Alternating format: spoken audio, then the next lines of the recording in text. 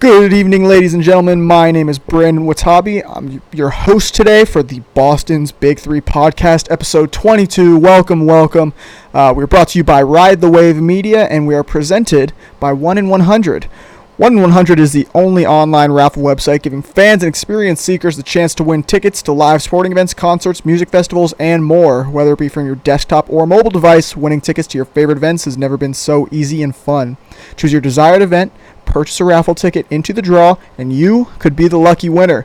We got some fun events coming up with 1 in 100 this week. We got the Cowboys-Patriots game, which tickets are dropping in price. I got mine a few weeks ago, but definitely enter into the 1 in 100 drawing. It's going to be a wet game on Sunday. It's definitely going to be raining, so it'll be definitely be interesting to see what the Patriots and Cowboys do, especially in the ground game running the football. But 1 in 100 also has the Celtics and the Nets game coming up, which hopefully, Kyrie Irving is making his return to TD Garden for his first game against the Boston Celtics since leaving in free agency this year.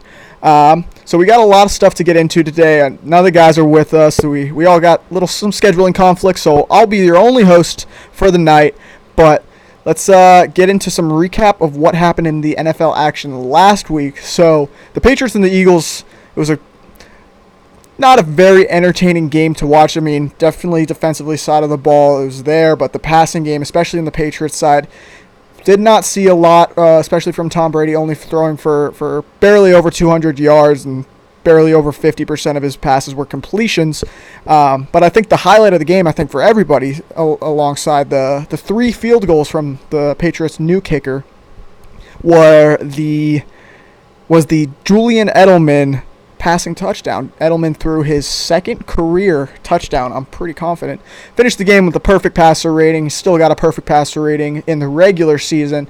He did throw a pass against the Eagles in that Super Bowl 2 seasons ago that ended up an incompletion to Dion Lewis, of all people. But Edelman threw the lone touchdown of the game from either side. It was definitely the high point in the game. Well, did the Eagles score? I don't know. But the Patriots came out on top 17-10. I would assume with that number that the Eagles got on the board via the touchdown. Because the Patriots, they were coming back. They had to get those field goals, and we're up 9-7 at some point, maybe. We'll go back, watch the tape on that one. But even after, leaving from the Patriots and the Eagles, leave that game in the past. It was a good revenge game of sorts, even though the Eagles were definitely undermanned. They seemed to not have any of their receiving core started, and Lane Johnson was out after a few snaps in the game. But I think the biggest news of the NFL's, probably one of the biggest ones of the NFL season thus far, was from last week's Thursday night football game, where the Cleveland Browns took on the Pittsburgh Steelers. And in a all-right game that finished 21-14, and the Browns finished on top, but no one's ever going to remember what the score was from this game. This game will forever live in infamy for the league office, for the Cleveland fans, for the Cleveland organization, for the Pittsburgh fans, for the Pittsburgh organization. Just a bad stain was left on this game. A few seconds left to play. The Steelers are trying to get something going. They're down they're losing. It's the fourth quarter. You got seconds to play. You're trying to get back into this game. You're trying to give your fans something they could cheer for. But what ended up happening was after Mason Rudolph stepped up in the pocket and threw an outside, kind of screen-looking pass, similar to what Brady and James White do all the time. He completes this ball. Myles Garrett takes him to the ground because he was pressuring him. You're playing until there's 0 seconds on the clock. There's still time on the clock. You're playing your heart out. You're playing until the whistle blows, until it's all said and done, and make sure that this team's not going to be able to find a way to get back in this game based on a mistake or your lack of effort towards the end of it. You're trying to go to the whistle to the very end of the game, and that's what Myles Garrett did at first. But the way he took Mason Rudolph to the ground, Rudolph took a lot of exception to it. It seemed like one of those penalties that could have been called before all this happened, about the defensive end, the defensive player landing with their full body weight on the quarterback, and I think that's what Rudolph took exception to in this particular case, because he was upset. He was trying to push him off. His O linemen were not helping him get him off. They pulled him, trying to, and this is where it all goes wrong. Like, it seems like Rudolph is starting all this because of Myles Garrett laying on top of him.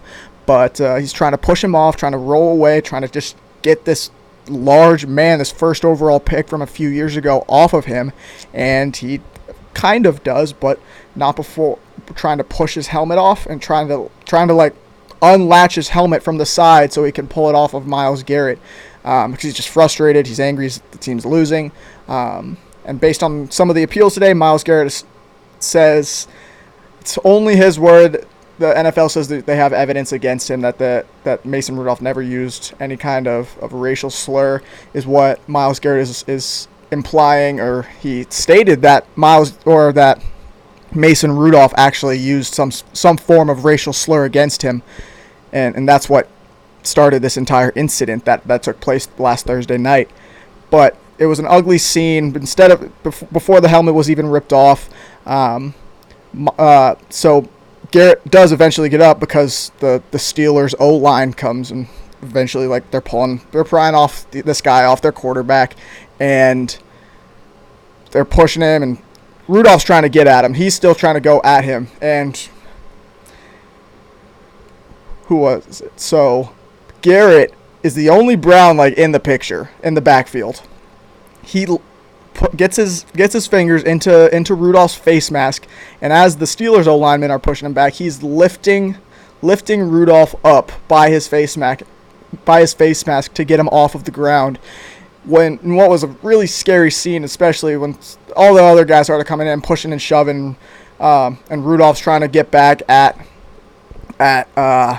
man, I can't even say their names anymore, at Garrett, and they got their own lineman. He's like, you don't want to be a part of this. The game's almost over. Like, you don't got to do this. Flags are being thrown at this point. And then as Rudolph's trying to get around his guy to get back at Garrett, Garrett swings the helmet onto Rudolph's head, which could have been a devastating head injury, which could have ended Rudolph's season, could have ended his career even, depending on where it hit him. Luckily enough, hopefully this was some sort of intention to this on Garrett's part, where when he's swinging the helmet down, it's kind of twisted a little bit, and the soft part of the helmet, like the way you would put on the helmet, the white part in the back lands on Rudolph's head. So hopefully he was okay from that. He seemed to be fine right away. He's throwing his hands up, looking for like this doesn't happen ever. Like, what am I supposed to do here? What are you going to do about it? What are my teammates going to do about it? What are these referees going to do about it? Just push these guys apart. Like, it's gone to a point where it can't be undone. This guy's literally assaulted him on the field with a weapon, and we got people commenting on it from all over the league, from Patrick Mahomes to just the big names in the NFL, guys who are watching this Thursday night football game, because what else are you going to watch on a Thursday night? And they see this act of aggression from Myles Garrett on Mason Rudolph, and the league handed out suspensions. Rudolph didn't get anything except a fine for his part in this altercation. But Myles Garrett, the Cleveland Browns defensive end, who was the first overall pick a few seasons ago, like I said, he has been suspended indefinitely, and this is like a punishment no one's ever seen before, because they don't know what to do with him, really. This is something that's never, hasn't happened in the longest time. It doesn't stain on the NFL. It's a stain on this Thursday night football game, and it's going to live in infamy for probably the rest of time. You're going to see it like a year ago. Myles Garrett tried to kill Mason Rudolph, and that's what happened. He's still suspended. They had their appeals today, and Garrett's has been upheld. Marquise Pouncey's was reduced to 2 games from his initial 3-game suspension that was handed out by the league. But it's going to be interesting to see how long Myles Garrett is not playing football. He's suspended for the rest of the season, no doubt, and also through the playoffs if the Browns indeed make the playoffs this season. But it is going to be interesting to see how far this goes, if it's just for the rest of the season, if it's just the league wants to say, hey, if you ever do this, if you ever mess up this bad and you try to kill a quarterback on the field in this manner, using his own helmet against him, that's not going to go lightly, and it hasn't gone lightly for Myles Garrett and the punishment that he was handed down. He's going to have to appeal this thing. He's not going to be allowed to play in the NFL again until the league verbally and written all the legal stuff and says, like, hey, you are allowed to play football again. You can start fulfilling your contract once again. I do believe that will be the start of next season. I don't think the Browns are making playoffs. I don't think a lot of people would argue for them except Cleveland fans. I think this suspension will be upheld through the duration of this season and maybe into what could be a 17-game season next year. So getting off of the Thursday night football game, we'll move in straight into tonight's Thursday night football game, the matchup between the Indianapolis Colts and the Houston Texans Thursday night game. The Colts are really good, and kind of the surprising fact about this game is that both teams are 6-4 going into this contest in Houston. It's going to be a big game, especially decides the AFC South this year. One of these teams is going to win the AFC South, and both teams are vying for that playoff spot that's on the line. Two teams aren't coming out of this division. Whoever wins it, they're in, and they have to win this game in order to do so. The Colts have been great against the AFC South. They haven't lost this year, winning 3 games in the 10 games that they've played so far against the AFC South. So I think, oh man, it's a tough one to go on. Jacoby Brissett versus Deshaun Watson. I think Deshaun Watson, I think he has that bounce back game. I know last week they had the game against Baltimore where they were just dismantled, disarrayed. Everything that was wrong with the Texans was on display. Everything that was right with the Ravens was on full display in the entire world. Got to see that game and see how special Lamar Jackson is and what he's going to be in the league. And I think Deshaun Watson comes out gunslinging. I think he has a great game. I think the Texans come out on top of this one. Moving into the Sunday action, we got the Seattle Seahawks taking on the Philadelphia Eagles. The Road Warrior Seahawks going into Philly. Philly has their second home game in a row, and I think it's hard to bet against these Seahawks. I say that they're the Road Warriors. They haven't been great at home this year. A measly 3-2 at home, but on the road, when the Seahawks have gone onto the road, they haven't lost this season, which is insane to think about. 5-0, Russell Wilson's been unreal on the road. I think that streak continues, and Philly loses their second straight game to the Seattle Seahawks. The Detroit Lions versus the Washington Redskins, both awful teams. Redskins are hot trash, dumpster fire living. But the Lions also, what more do you want from this team? They're 3-6-1, a team that easily could have been a 500 team, and they're 3 games below that. And they got a tie in there, but in probably the worst game of the week, I think the Lions. How do you bet against them here and against the Washington Redskins? The Redskins are just bad, and the Lions are a little bit better than bad. So I'm gonna stick with the Washington Redskins losing this game to the Lions. Moving on to the Raiders and the Jets. I think the Jets drop another game. I think they won their last 2 in a row, which is crazy to think about. But the Raiders are vying for a playoff spot. Shout out Babs. I know you're not here this week, but we're backing your Raiders. I think they're legit. I think everything you've been talking about has been almost true, but not all of it completely. But the Raiders are definitely that team, that surprise team. They're up and coming. They started slow, but they found their groove. They have an identity in their ground game and not so much in their passing game as much this year. But on the ground game through Josh Jacobs, that sensation. He is very. I think he's going to be tested this week, but I think he does continue that hot stretch, and I think the Raiders move on to 7-4 against the Jets. The NFC South matchup between the Panthers and the Saints sees the Panthers and Kyle Allen going down to New Orleans to take on Drew Brees and the Saints. I think the 8-2 Saints, I think they're still legit. They're gonna be vying for the NFC Championship spot and a spot in this year's Super Bowl in Miami. I think the Panthers go in there, and I think this will probably be my upset. I think the Panthers do get the upset in New Orleans. The Saints have won a lot, 3 of their last 4 games against the Carolina Panthers, and I think that streak that number is kind of tarnished because of Kyle Allen's and his success in the Superdome in New Orleans. And I think they go on the road and get the W this weekend. another great game of the week. The Miami Dolphins, 2-8 Miami Dolphins versus the 4-6 Cleveland Browns. The Dolphins have kind of found an identity. Not really. They're awful. Don't hear this as me saying they got something to play for. They're not good. The Browns also not good. I think the Browns are similar to what I said about the Lions. They're a little bit better than bad, but they're not going to let Miami into their building, especially as it gets colder and colder. It starts to get into this November-ish season. Fall's in the air. It's cold. I think the Miami players are not ready for it. They're trying to make the most out of the season, so they're out. They're not practicing as much. They're not giving it their 100%, even though they've won they've won 2 of their last games. Because they've won their last 2 games.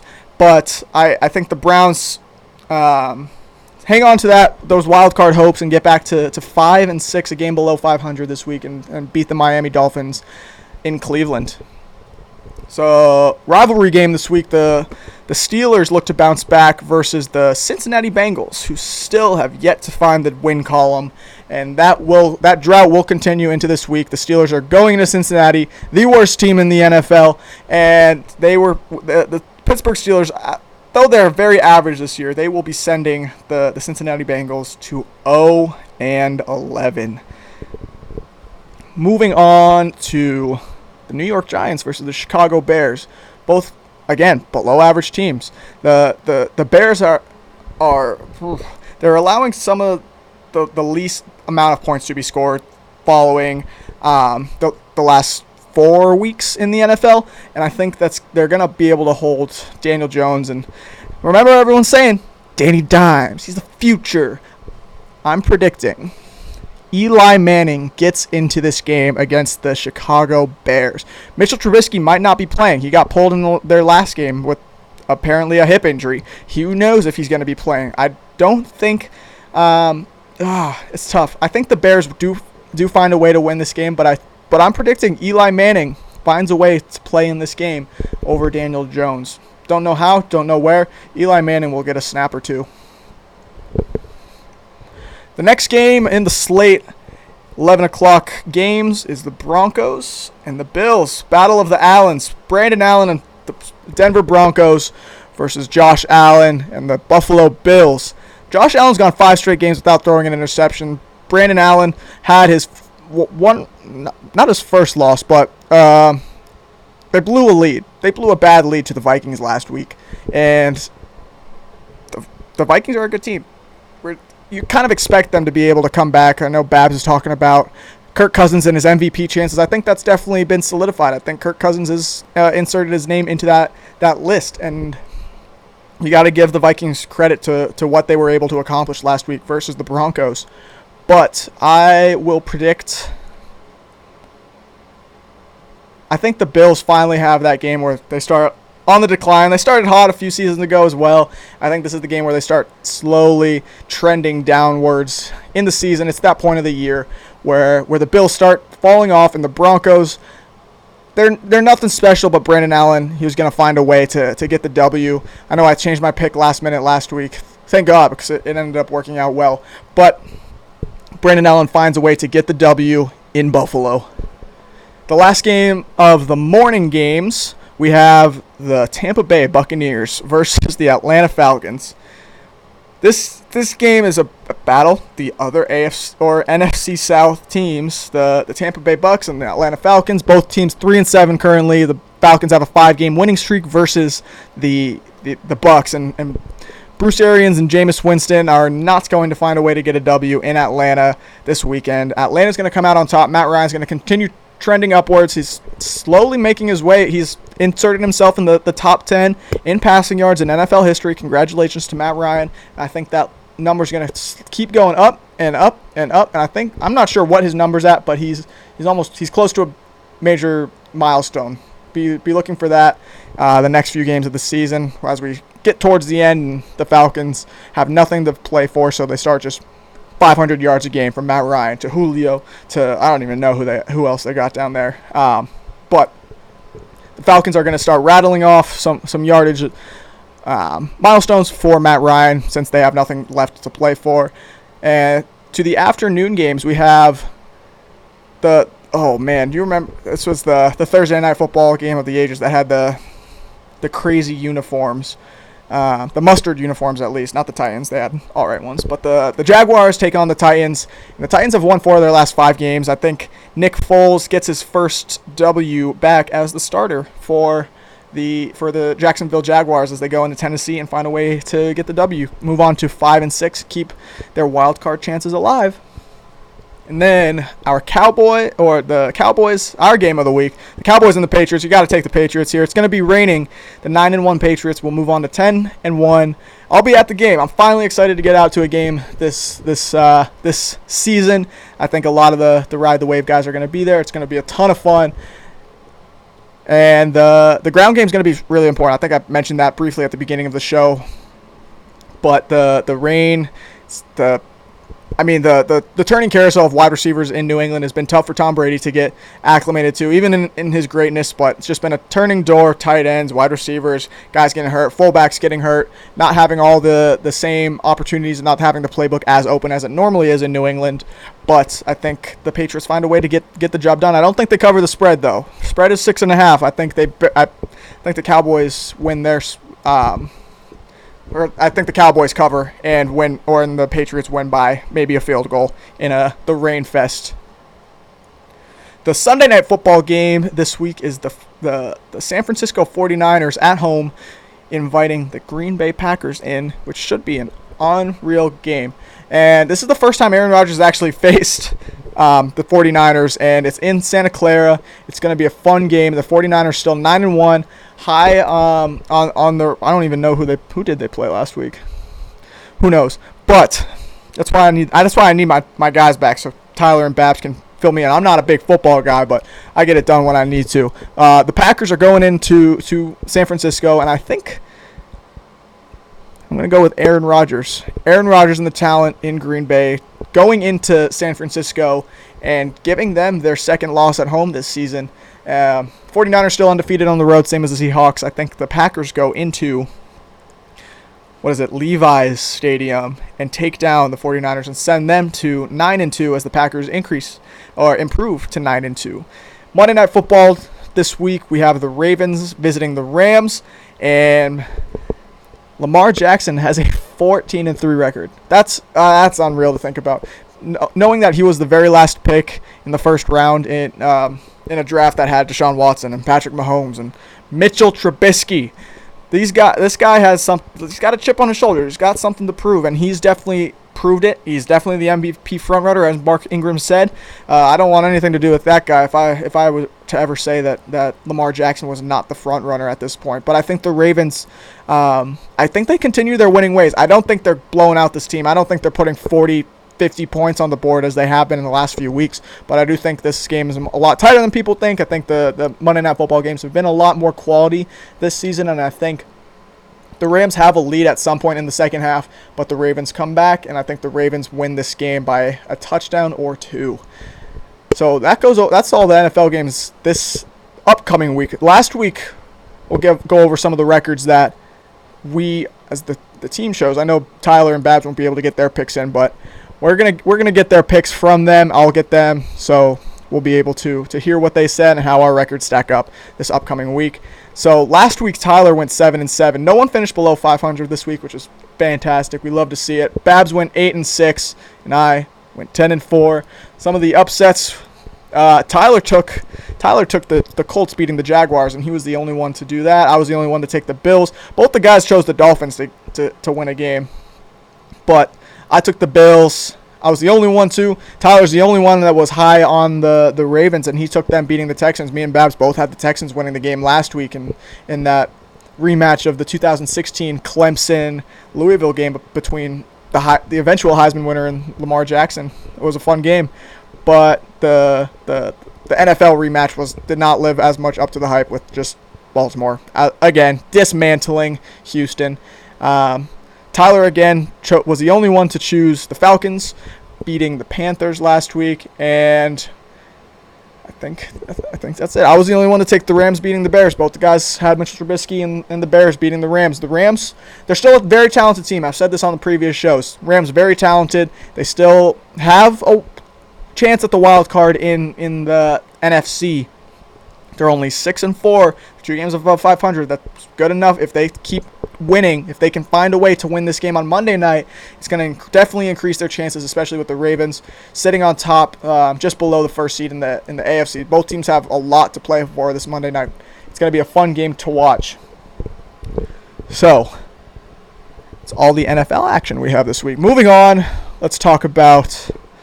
I'm contractually obligated as the baseball guy at Ride the Wave to talk about the Houston Astros. We didn't have a lot of time for it last week, but the Houston Astros and the cheating scandal that arose this over the last month or so on a bombshell article that Mike Fiers, he had an interview that really posted to The Athletic, and really just started this series of events, this domino that they haven't all fallen yet. Like, we've only hit the beginning of the offseason for baseball. We're still only like 3 weeks removed from the season, from Game 7 of the World Series. But the Houston Astros, they're definitely, all the articles, all the research, everyone going back to watch game film about what the Astros were doing and weren't doing, it's definitely come out that they are definitely cheaters. What they've been doing, using video to steal signs. Stealing signs, like, let me inform you that stealing signs is a part of baseball.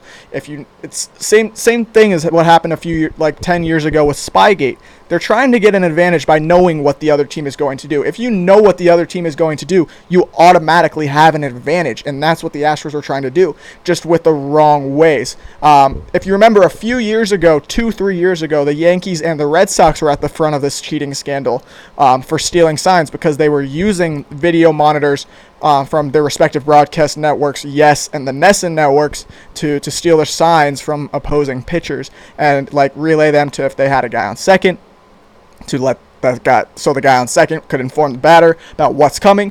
And MLB released a statement saying, hey, yeah, you can't use technology to do this. Apple Watches were involved in the dugouts to relay messages, or to relay to the managers about what was coming, about what the pitch was going to be, so they could give them a sign real quick to the batter, so they could expect what's coming. Hitting a baseball in general is hard as hell, but even when you know a pitch that's coming, it's still hard as hell. You're not looking at everyone in the Houston lineup when they're at Minute Maid Park hitting 400, because that'd be a dead giveaway. Hitting a baseball's hard, but it's a little less hard when you know the pitch that's coming. If you know it's going to be a fastball, if you know it's going to be a changeup, something off speed, like a curveball or something.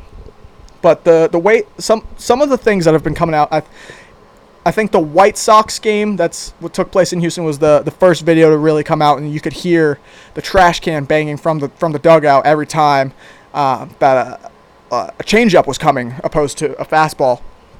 And you could hear it. You could definitely hear it. When you're listening, you have to listen for it. But when you listen for it, it is definitely there.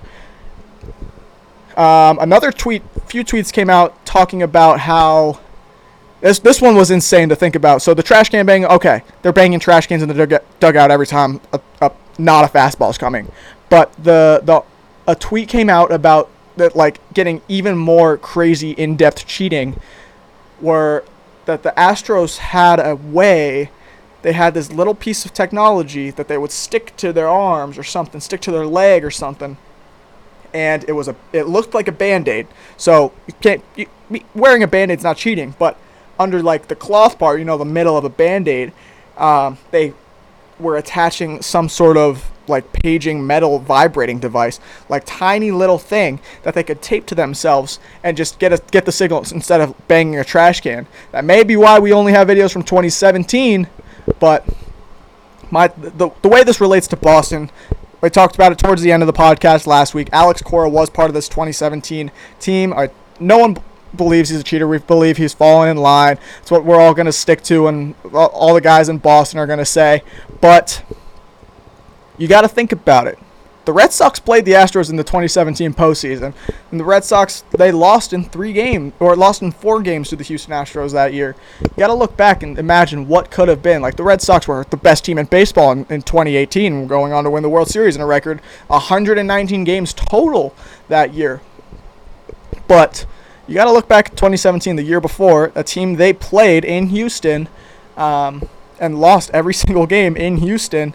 And you got to think, like, if the Astros were still doing this in the postseason that year, about what would have been different if they weren't, if the Red Sox were able to Chris Sale and David Price. If these guys, their careers, they got these reputations for not being great postseason pitchers because of the Astros cheating, you got to think about what would have been different that year, about if the Red Sox were even able to force that series to a game, like decisive Game 5 in Houston, about the atmosphere it would have been like, and how much fun that would have been compared to losing Game 4 at Fenway, and what the Red Sox could have been able to do even without a guy like JD Martinez. They were healthy, and they still lost in 4 games because Houston was cheating.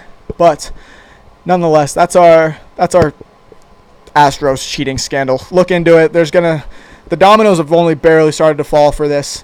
There's going to be a lot of repercussions, I think, coming out from this. This is not an issue that's going to go away anytime soon. Stealing signs, it's part of the game. It's part of the strategy of baseball, is try to figure out what the other guy's going to do before he does it. And that's a fact. And you just can't use technology. The MLB put out numerous statements about this. Like, they're going to bring the hammer down next time someone does this. They're not going to be able to take away, like, the World Series, even since they won in 2017. But it does put a reputation in Houston that people are going to be making fun of it the same way they made fun of Tom Brady for being suspended for 4 games for Deflategate, and the reputation that surrounds the Patriots now for the numerous accusations.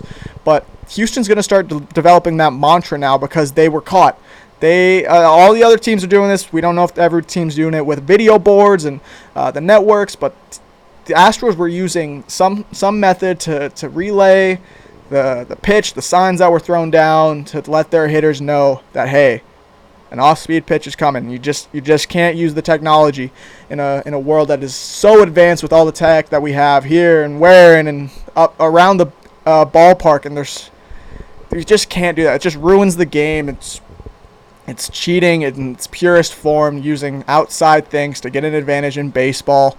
It just can't do it. It's probably going to be as big as, like, I don't even want to say like steroids, because steroids were just a whole nother world, but the era of technology and sign stealing, it's the best way you can get an advantage in today's world, in today's baseball.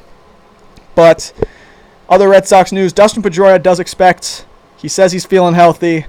Red Sox new GM Chaim Bloom says that Dustin Pedroia definitely expects to play this season, and man, we really hope he does. We pray to God that Dustin Pedroia finds a way to get back on the field, even if it's one last ride. He's signed through the 2022 season, so 3 more full seasons in a Red Sox uniform. But we hope that this guy has a little left in the tank. He said that he feels good and his body's feeling all right, and that knee is holding up well, and he's walking. We don't know if he's running or what that rehab process is looking like right now. But Dustin Pedroia has earned the right to either walk away from the game when he chooses to fulfill his contract, whether it be in a dugout role, in a player position role, not an everyday starter, but Dustin Pedroia has earned that right. And if you're a fan, if you're a Red Sox fan, if you're a sports fan in general, you're rooting for this guy. If you're saying that, hey, we should spend money on Brock Holt to replace Dustin Pedroia as an everyday starter at second base, there may or may not be something wrong with you. If you're trying to get Dustin Pedroia to leave Boston, if you're trying to get the Red Sox to cut him, to just like get rid of that contract that's on the books, we're still going to be paying him. That's not a question. We're going to be paying Dustin Pedroia. It's not coming off the books, so we can put that money to sign him Mookie or something. But Dustin Pedroia has earned the right to stay in Boston for as long as he wants. He's going to be a Red Sox for life. 3 championship rings to his name, 2 rosters that he was on in 13 and 07, and still gets a ring for 18 because he was on the team. Dustin Pedroia has earned the right to do whatever he wants. If he plays baseball again, awesome. If he never plays again, hey, you had a great run, Dustin. Thank you so much for what you did. But for the fans booing him, you just can't. you're not a real fan if you're booing Dustin Pedroia and if you don't want him on the team anymore. He's one of the smartest baseball players, one of the best bench influencers in baseball. He's gonna play a role in this 2020 team, and you're crazy. You're absolutely go kick rocks if you think Dustin Pedroia shouldn't be on the Red Sox next year. So, some basketball talk. We were supposed to have a lot of basketball talk this week, but I got to go to a Celtics game this week, and it was fun. I got to see the second half of the Celtics-Suns game coming off it was the second night of a back-to-back versus Sacramento the night before, and everyone's going to remember that one. It's pull at your heartstrings, the Marcus Smart floater in the lane that just sat on the rim, and you watched it. And it bounced again. It hit the back of the rim and stayed on the iron, and looked like it was going down. Marcus Smart hits that shot, man. He hits it. He hits that shot all the time, and it's just rolling in slow motion. This is all happening in the span of like 2 seconds. The buzzer goes off, and it's still up there. And it rolls off the front of the rim, and all the Kings players go crazy. The entire arena goes crazy up there in Sacramento. And Celtics lose a heartbreaker to end the 10-game winning streak to go down to 10-2 in the early parts of this season, and before moving down to Phoenix to take on the Suns, and the red hot Suns actually. Suns, I don't know what their record was, but Suns have been playing good with the additions of Ricky Rubio and our former big man Aaron Baines, who both had a great game, even though they didn't both have a great game. Ricky Rubio didn't even play. They said he was scratched from the lineup about 10 minutes before the Suns took the court, but the Celtics found a way to grind out a victory and get a W down in Phoenix. The next game of the Celtics West Road trip that's still happening as we speak, were the Celtics visiting Los Angeles and not playing the Lakers, but only playing the Clippers in a Wednesday night crazy primetime game that saw both teams struggle shooting early on. The Celtics and the Clippers combined were not hot. They were missing every single shot. It seemed like there were 40 points scored total in the first quarter of this game from both sides, like 40 total. That's crazy in today's NBA, with the three-pointer being such a prominent shot now, and there were only 20 points scored per side basically, and you do expect that from a great defensive team like the LA Clippers, who had all their defensive stars playing, in Harkless and Zubac, and Patrick Beverley, and Kawhi Leonard, and Paul George, both playing together for the first time in their NBA careers on the same team, which was fun to watch as a basketball fan, even though it did happen at the hands and the loss for the Celtics, but still a great game nonetheless. A great duo that's going to make them the best team in LA. I believe so. We're going to have a lot of basketball talk next week and see what the guys' views are on which team is the best in LA, because both teams arguably the best in the Western Conference. The argument is between which one of those teams could come out of the West this year. This game went to overtime. It was a thriller. Daniel Tice got destroyed by Kawhi Leonard. He jumped with him, tried to block his dunk, and Kawhi Leonard just took him to the rack in a definitely web gem type play. Caught a body and gave the Clippers probably some good momentum, especially they were losing at that point, and gave them the momentum they needed to get back into the game when they were down by 10, down by 5. It was a good stretch run. But then the shot of the year, better than Jason Tatum's game winner versus the Knicks. Better. I don't know a lot more of the shots that Celtics have this year, but regulation, the Celtics are down 3.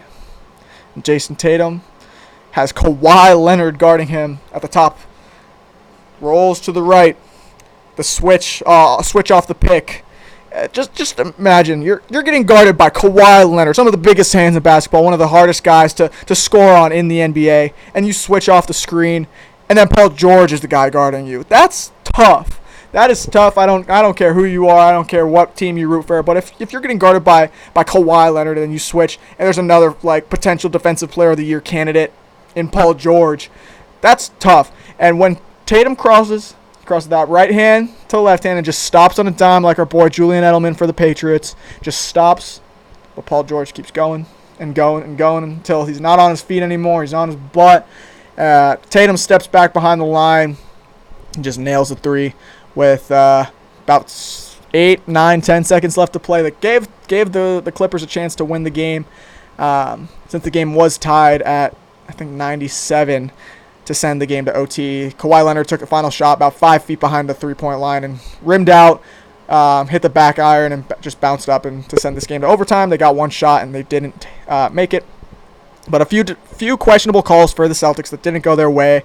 Like the Kemba Walker tried to draw a charge. It didn't go his way. They said he was in the restricted zone. It's like 5 feet in front of the line. He got fouled. It definitely looked like a foul, and they called I think out of bounds or something. I don't know what they called, but he didn't get a foul call, and the Clippers ended up with the ball. I think Brad Stevens was pretty upset about the whole situation and the officiating that game, and ended up getting a technical that gave the Clippers a 3-point lead in the overtime period, and Clippers ended up winning by 3.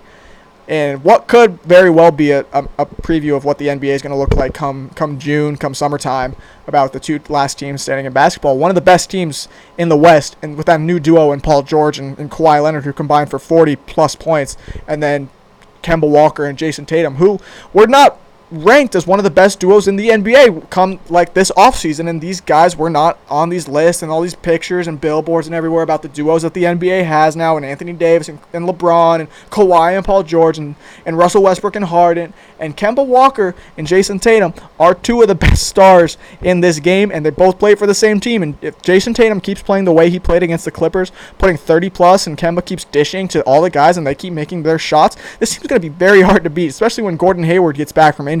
He is a very good two-way player that people do not give him credit for, and he's finally kind of gotten back into the groove, and it just sucks to see him go out on a crazy, like a freak accident kind of thing, on breaking his hand on LaMarcus Aldridge. But he should be back in about a month or so, and this team's going to start gelling again.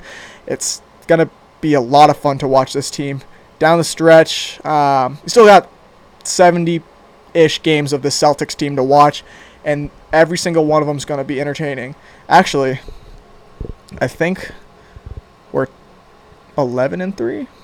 Yeah, so 68-ish games remaining, not including playoffs. This team's going to be in the playoffs. They're in the Eastern Conference. They've rattled off 10 straight wins while getting another one on the road on this West Coast road trip. They still have the Nuggets to play on this road trip before they get to return to Boston and TD Garden to take on the Kings again in the rematch from this week, and then the return game for Kyrie Irving as the Nets visit Boston the day before Thanksgiving. So it's going to be a lot of fun. We got a lot of exciting matchups coming up for the Patriots, for the Celtics, for the Bruins. They're playing right now. They have a 2-1 lead over Buffalo. A lot of fun games upcoming for Boston and the Boston sports scene. I think that should just about wrap up the Boston's Big Three. Just me today. Boston's Big Me. My name is Brandon. I think I'll tease this. This may or may not happen next week. We got myself. We got Ty. We got Killer Kev. We got Babs. There may be a live show in the works for next week. I won't promise anything, but it's definitely, we've talked about it. We've thought about it. We've had conversations about it, so it may or may not be happening. But once again, this is the Boston's Big Three podcast. We are presented by Ride the Wave Media and brought to you by 1 in 100. Have a great week, everybody.